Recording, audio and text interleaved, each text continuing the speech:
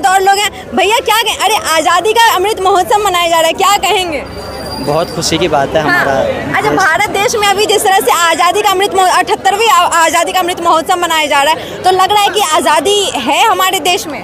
जी आज़ादी है, लेकिन जो कुछ प्रॉब्लम है देश के अंदर उसका कहीं ना कहीं सोल्यूशन निकलना चाहिए, सॉल्यूशन निकालना चाहिए जी, सरकार बिल्कुल। को। किस तरह की समस्याओं को देखते हैं, क्योंकि जिस तरह से अभी बांग्लादेश हो या फिर अगर कर्नाटक में सॉरी माफ़ कीजिएगा बांग्लादेश बंगाल की बात करें, कोलकाता की। जी देखिए, हमारे माननीय प्रधानमंत्री को सुनना चाहिए, जो वहाँ फंसे हुए हैं वो भी हमारे भाई हैं, तो सुनना चाहिए उनकी बात, उनके लिए कोई ना कोई रास्ता निकालना चाहिए। अच्छा चलिए छोड़िए ये सब बात, ये बताइए अमृत महोत्सव में कल क्या सब करने वाले हैं आप, किस तरह से इसे मनाइएगा?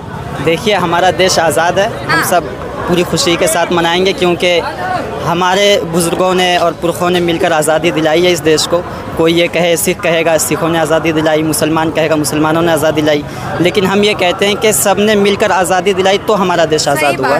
तो हम बहुत जोश व खरोश के साथ आज़ादी मनाएंगे। अच्छा, जिस कितने सारे वीरों ने शहीद हुए तब जाके हमारा देश आज़ाद हुआ, इस आज़ादी का मायने क्या, मतलब लोग समझ पा रहे हैं आज के टाइम में?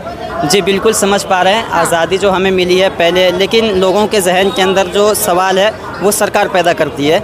हमें आज़ादी मिली तो है, लेकिन बात चीज़ आप देख लीजिए, आजकल जैसे वक्फ बोर्ड के ऊपर आपने देख रखा होगा काफ़ी चर्चा चल रही, तो कहीं ना कहीं हमें आज़ादी तो मिली है, लेकिन फिर भी खुले तौर पे जो हमारे बुज़ुर्गों ने कुर्बानी दी है, अशफाकुल्ला खां हो या फिर मौलाना रशीद अहमद गंगोही हो, उन्होंने जो आज़ादी दी है वो आज़ादी हमें यहाँ नज़र नहीं आती, क्योंकि जो हमारा मुस्लिम पर्सनल्ला है वो एक कानूनी पायजामा उसे पहनाया गया था, तो उसके लिए हमें कहीं ना कहीं आज़ादी में खलल डालने की कोशिश की जा रही है। अच्छा, मतलब आपको लग रहा है कि खैर वो सर देखिए कानून बदलते रहते हैं, कानून में संशोधन होता रहता है, इससे आज़ादी में तो फ़र्क नहीं पड़ता, लेकिन क्या आपको जैसे रहने सहने में या फिर जिस तरह के लोग हैं, ऐसा लग रहा है जिस तरह के बांग्लादेश में स्थिति है वैसा स्थिति क्या भारत देश में भी महसूस हो रहा है आज के टाइम में?